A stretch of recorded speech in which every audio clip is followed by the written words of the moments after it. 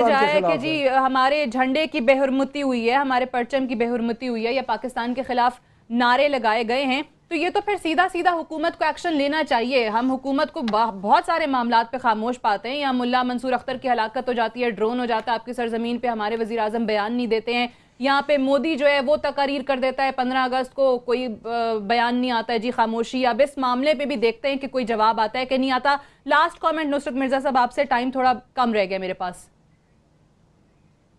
जी, मैं समझता हूँ कि इस वक्त जो कराची की है इनमें अच्छे लोग हैं, जैसे नसरीन जलील है, बहुत ख़ानदानी खातून हैं, वो उनको चाहिए वो अलग हो जाएं। और ये हल्फ अगर उन्होंने उठाया हुआ है, ये मुझे मालूम है कि हल्फ भी बहुत ही गंदा हल्फ है, लेकिन अगर वो उठाया हुआ भी तो इस वक्त तोड़ने का वक्त है। और आप इसको चाहिए कि इस वक्त पूरे जो लोग भी MQM के अच्छे लोग हैं वो बिल्कुल MQM के साथ को खैरबाद कह दें, और जो MNAs MPs हैं वो रखें अपने साथ में।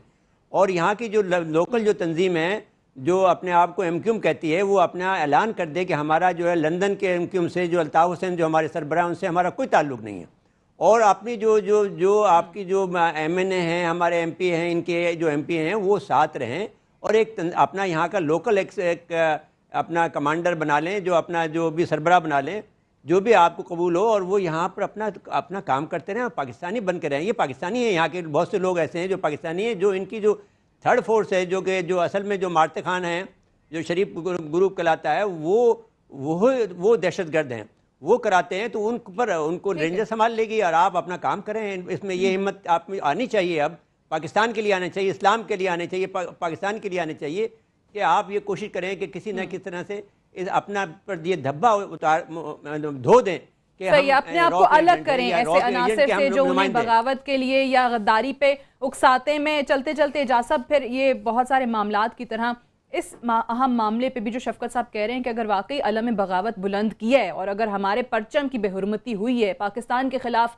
नारे लगाए हैं, तो फिर इस पे तो बहुत संजीदा कार्रवाई होनी चाहिए। कनेक्शन वही है, बलूचिस्तान, बरामदाद, अफगानिस्तान के बॉर्डर पे जहाँ जहाँ रॉ का इन्फ्लुएंस है, और कराची अब जो वहाँ पर और झंडे जलाए जा रहे हैं और जो फौज को या रेंजर्स को गालियाँ दी जा रही, ये वही कनेक्शन है। इसको एक्सपोज करना चाहिए। गुलबशन को हमने पकड़ लिया, एक स्टेटमेंट आ गई, उसके बाद क्या हुआ? क्या मजीद इंकशाफात हुए? क्या कुछ लोगों को अरेस्ट किया उसके कहने पे? और कौन कौन से एजेंट्स उनके यहाँ पर हैं? और ये सारी चीजें जो हैं के करीब गिरफ्तारियां के सामने आनी चाहिए, और ये नेशनल एक्शन प्लान का हिस्सा होना चाहिए। बिल्कुल, वो तो पूरा नेटवर्क पकड़ा गया कुलभूषण यादव के बाद। बट वही बात है ना, वजीर आजम साहब हमारे खामोश रहते हैं। बहुत सारी चीजें हो रही है मुल्क में, जहां उन्हें बोलना चाहिए वहां पे वो बात ही नहीं करते हैं। तो आपको लगता है कि इस मामले पे होगी किसी और को? क्या नहीं, किसी और को बोलना चाहिए, मतलब जो गवर्नमेंट में है उनका कोई स्पोक्स पर्सन होना चाहिए। लेकिन सर बड़ी संजीदा मामला है, इस बात पे लोगों को इतराज है, खुद इंटरवीन करना चाहिए, इस बात पे लोगों को बहुत इतराज है। 15 अगस्त को मोदी की तकरीर थी, उस पे नवाज शरीफ को चाहिए, वो तो भारत का वजीर आजम खिलाफ बात कर रहा है, जिस तरह उन्होंने कश्मीर में जाके बात की थी, वो कश्मीर के बारे में खुलकर हमें करनी चाहिए बात। ठीक है, कोई दो राय नहीं होनी चाहिए। Right, I have to wind up here. बहुत बहुत शुक्रिया इजाजुल हक, शफकत महमूद। किसी दुनिया के मुल्क में आपने नहीं सुना होगा कि कोई रॉ के खिलाफ बात कर रहा है। वजाहतें जो उनके बाकी रहनुमा दे रहे होते हैं कि ये नहीं कहा था जी भाई का मतलब ये था, वो था। वक्त आ गया कि एक तो रेंजर्स को बिल्कुल फ्री हैंड वहाँ होना चाहिए लॉ एंड ऑर्डर को इम्प्लीमेंट करवाने के लिए, और दूसरा कोई ना कोई ऐसी कानून साजी होनी चाहिए कि जो लोग मुहिब वतन ही नहीं है, जिनका मुल्क के साथ ताल्लुक ही नहीं, चले माजी में उनकी तकरीरें होती रही हिंदुस्तान में जाके, जो कुछ कहते रहे वो हमने सब सुना, लेकिन अब इन हालात के अंदर अगर बाहर की एजेंसियां जो पाकिस्तान को डिस्टेबलाइज कर रही हैं और अगर किसी के साथ ताल्लुक है, तो मेरे ख्याल में पाकिस्तान में उसके लिए कोई गुंजाइश नहीं होनी चाहिए। ठीक है, फिर शफकत साहब आपसे भी और एजाज साहब से भी फिर हम ये एक्सपेक्ट करते हैं, पाकिस्तान के जो अवाम हैं, जिस तरीके से आप लोग टीवी टॉक शोज में आके बात करते हैं, और हमारे खासकर वो वज़रा जो अहम मनसब पर फायज हैं और बड़े इनके खिलाफ सबूतों की बात भी करते हैं, हम उन तमाम लोगों से एक्सपेक्ट करते हैं कि फिर इस ज़मन में पार्लिमान के अंदर कोई कानून साजी के लिए कोई बिल पेश किया जाए। इस पर बात होनी चाहिए कि वाकई जो लोग पाकिस्तान के इंटरेस्ट के खिलाफ काम कर रहे हैं उन पर फिर ताहयात पाबंदी होनी चाहिए, उनके खिलाफ कार्रवाई होनी चाहिए। सादिया, तहरीक इंसाफ का जो अगर आप माजी में देखें तो जो रवैया रहा है MQM की तरफ, वो हमेशा हमने अपने उनको अकाउंटेबल भी ठहराया है, हमने सबूत भी दिए हैं। आपको याद होगा इमरान खान साहब लंदन भी गए और बहुत सारे सबूत स्कॉटलैंड यार्ड को जाके दिए। तो हमारा तो एटीट्यूड, रवैया बड़ा क्लियर है एमक्यूएम के बारे में। प्रॉब्लम सिर्फ ये है सही, लेकिन आज आप ही के कराची में इमरान इस्माइल साहब जो हैं वो वसीम अख्तर साहब से जाकर मिले, जो कि नामजद मेयर हैं कराची के, मुत्तहिदा से ताल्लुक है। मुझे नहीं पता, नहीं पता कि इमरान इस्माइल साहब कैसे किस तनाज़ुर में मिले, मैं उनसे पूछ नहीं सका।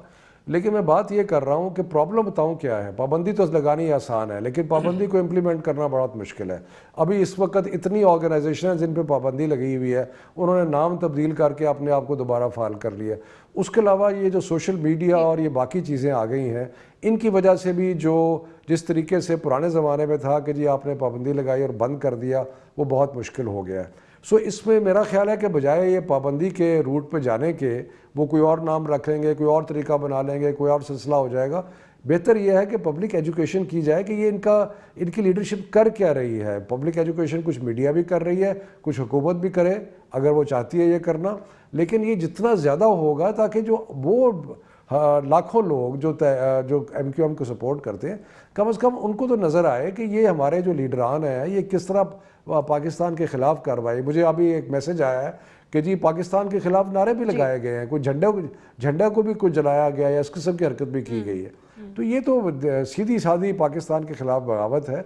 तो ये मैं तो ये चाहूँगा कि जो vast majority of MQM supporter जो बेचारे घर बैठे हैं और जो वोट और जिनको और प्रॉब्लम्स हैं, वो समझते हैं कि उनके साथ तासुब किया जा रहा है या उनके साथ ज्यादती की जा रही है, उनको ये नजर आए कि ये लोग आपके हकूक की बिल्कुल सही, जिस तरह आपने कहा है कि जो आपको कहा था कि हम मुसलमान हैं, हमें एक अलग मुल्क चाहिए। तो महाजिर जब बनता है जब वो मुसलमान पहले हो, फिर वो पाकिस्तानी हो, यानी दारुल हरब से दारुल अमन में आया हो, तो उसके लिए पाकिस्तानी होना, मुसलमान होना शर्त है। तीसरी शर्त यह है कि रसूल की इत्तबा कर रहा हो तब महाजिर का लफ्ज़ इस्तेमाल करे, वरना न करे। उसका कोई हक नहीं पहुंचता है कि अगर वो महाजिर का लफ्ज़ इस्तेमाल। अब ये और ये गद्दारी और ये तमाम चीजें और रुखसाना अपने कारकुनान को अलग हो जाए। भी आप कहते हैं कि जो महाजिरों का तर्ज अमल है उसके मुनासिब नहीं है। एक ब्रेक लेनी, मुझे ब्रेक से वापस आएंगे तो इसी हवाले से। और जो पाबंदी लगाने के हवाले से बात हुई कि मुत्तहिदा पर अब पाबंदी लग जानी चाहिए, इस पे शफकत साहब और एजाज साहब का पॉइंट ऑफ व्यू जानने की कोशिश करूंगी। और मेजर जनरल बिलाल अकबर साहब की डीजी रेंजर्स की भी अब ये स्टेटमेंट सामने आई है कि जिन्होंने भी हमला किया है, जो कोई भी शरपसंद अनासिर आज मीडिया हाउसेस पर इस जलाओ घेराव में इन्वॉल्व रहे हैं, उनके खिलाफ कार्रवाई होगी। बात करते हैं एक वक्फे के बाद।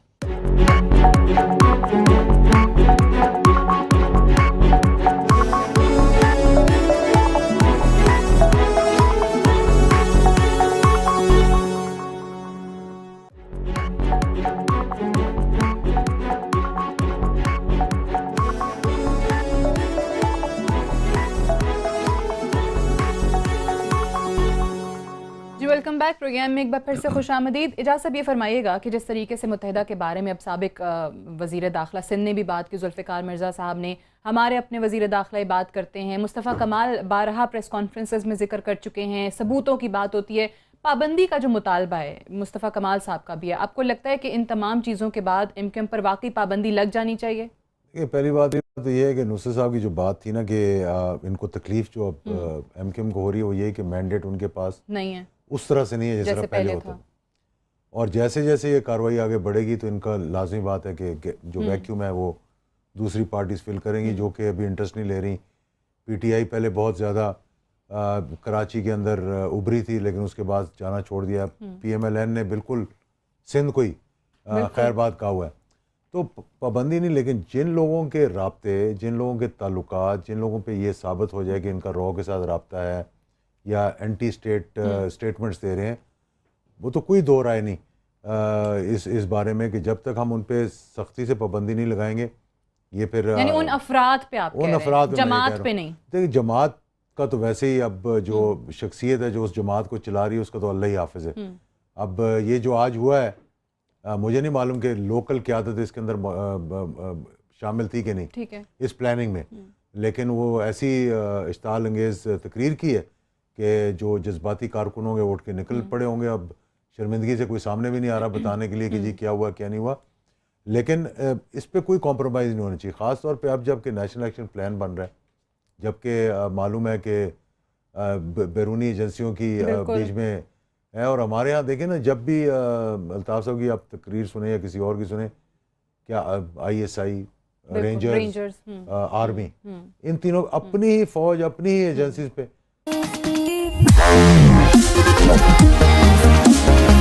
Wow.